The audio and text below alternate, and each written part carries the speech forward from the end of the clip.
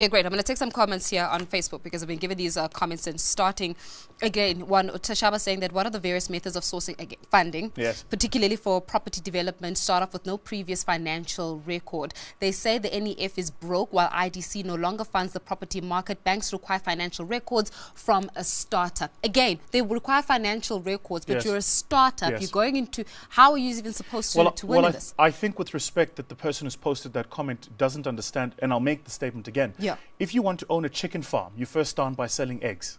If he wants to be a property developer, he should probably start by getting properties that are available, renting them out, generating a financial track record, generating cash flows, proving he can run a business, learning mistakes, owning 3, 4, maybe 5 flats. Then he can build an apartment building 60 flats. Yeah. So we have to get the thinking, and I have to say this, we have to get the thinking of black people right. We have to get this right, guys. What do you mean by that? Well, F&B wasn't built overnight.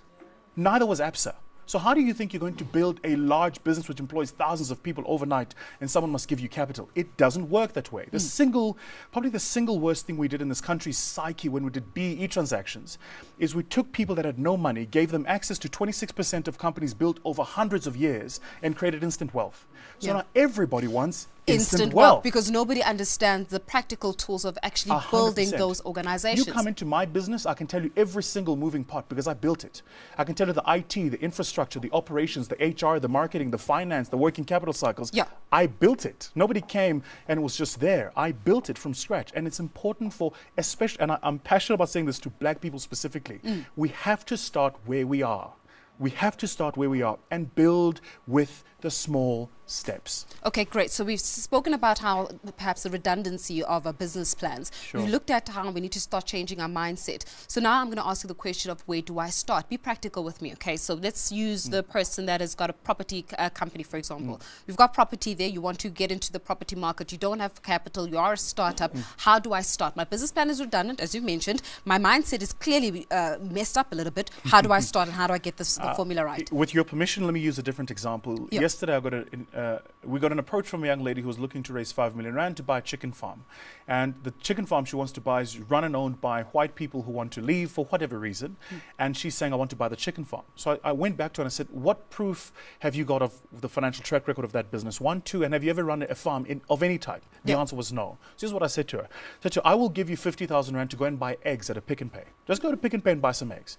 Take those eggs and find people standing in street corners and sell those eggs at a batch of half a dozen each. That's 6 each.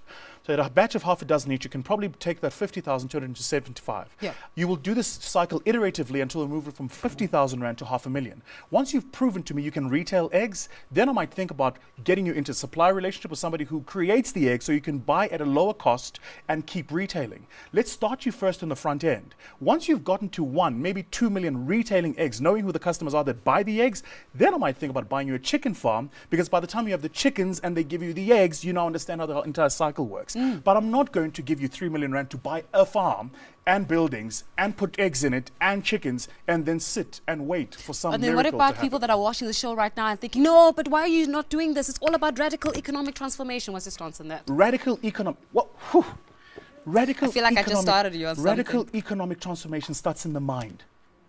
Why do you think there is no country in the world where Jewish people are poor? You think that's by mistake? Just think about that logically. Why do you think even in our own communities, Indians specifically, Asian Indians who are Muslim, are phenomenal business people? You think that's by mistake? No, it's because the grandfather started with a dry cleaner. When the grandfather passed, he left the dry cleaner to the father, who created a fast food and the dry cleaner. The father leaves the fast food and the dry cleaner with the son, who then creates a hardware store. By the time you go to the township, they've got the entire block and they run it.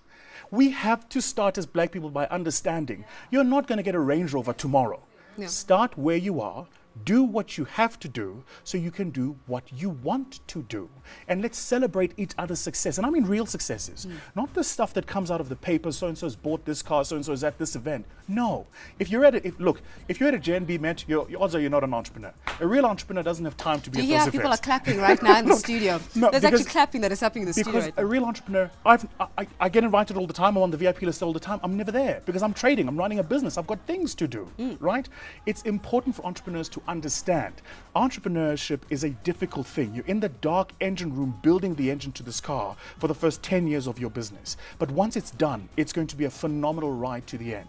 Real economic transformation for Tena njengabantu abamnyama is starting things we own and owning the things we say we own, not being seen to own. It is about time, I think, we need to talk about the perception of success versus the reality of it. If you're driving a 200,000 Rand car and you bought it cash, and I rock up in a 4 million Rand car that I owe, who's wealthy? Me.